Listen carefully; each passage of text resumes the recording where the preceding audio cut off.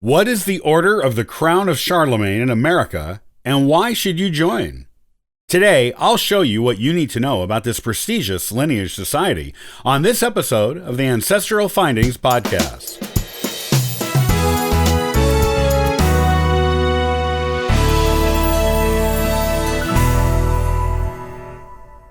Are you interested in joining lineage societies? Or maybe you are just interested in studying history.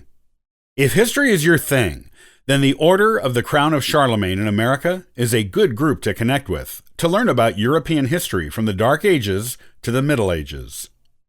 If you like joining lineage societies, this group is a pretty prestigious one. It is for people who can prove their lineal descent from Emperor Charlemagne, a famous 8th and 9th century ruler who united France into one kingdom. The order is so prestigious that membership is by invitation only. You must get a current member to sponsor you to even apply. If you can do that and can prove your descent from this famous Dark Ages king, then you can become a member of one of the most prestigious lineage societies in North America, and one that will look excellent on your heritage credentials. Also known as King Charles I, Charlemagne had a lot of titles in his time.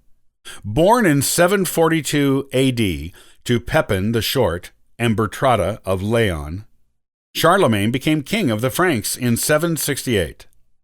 He added King of the Lombards to his titles in 1774 and became Holy Roman Emperor on Christmas Day in 800.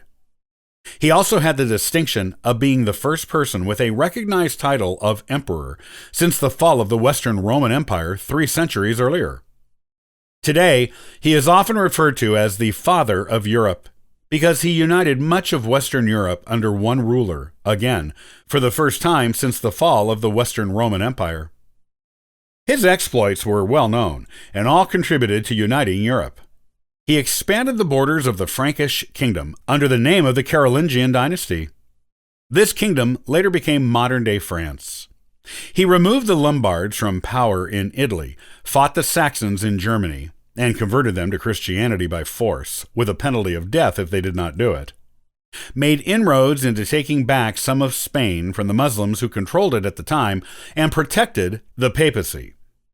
The Holy Roman Empire considered him its founder throughout its entire history, and the monarchies of France and Germany also considered him their founder as long as they existed.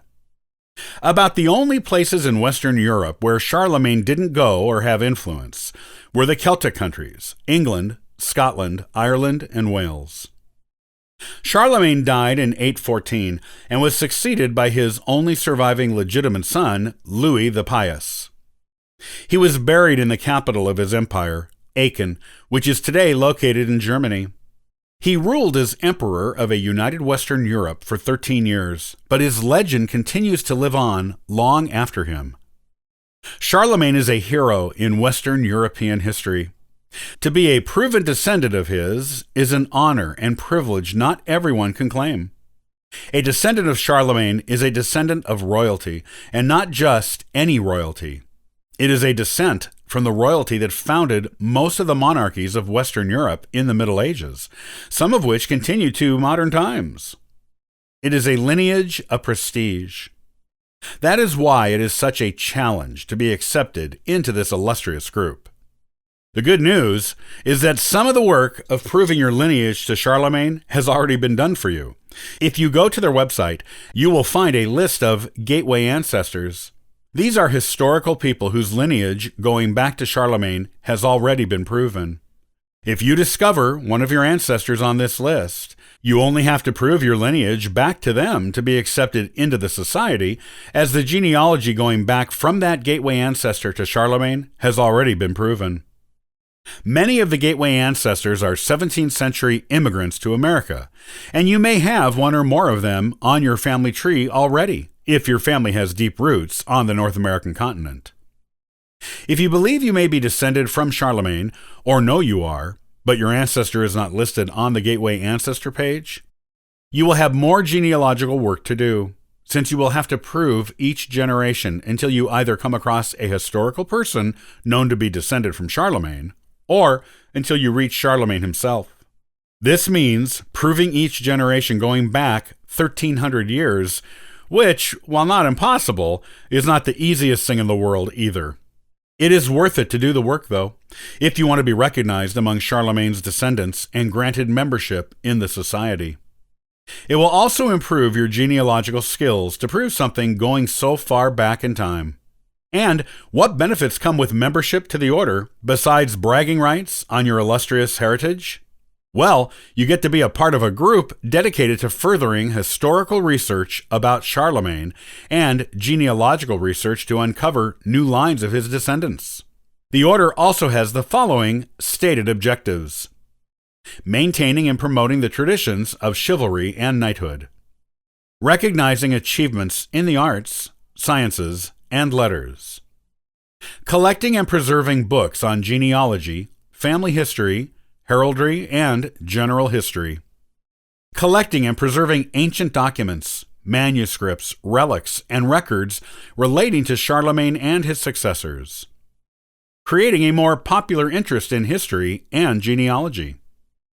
There is also an annual dinner for members every year, held somewhere prestigious in America, usually with a noted guest speaker. A quarterly newsletter is usually published and distributed to members, where you can read about the activities and projects of other members. These might inspire you to start your own Charlemagne project. Members may also order an impressive array of regalia for the order to wear. Most regalia has the colors of the order on it, and all regalia has a replica of Charlemagne's emperor's crown on it.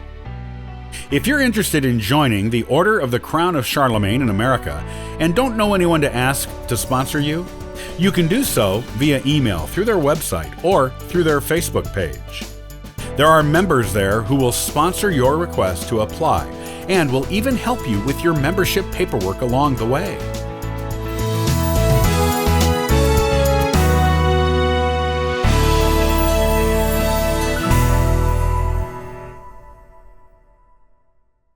Who was Nathan Hale? His last words are famous even today, but what else did he do for the revolutionary cause? Join me the next time, and I'll talk about his remarkable story. Copyright by Ancestral Findings, all rights reserved.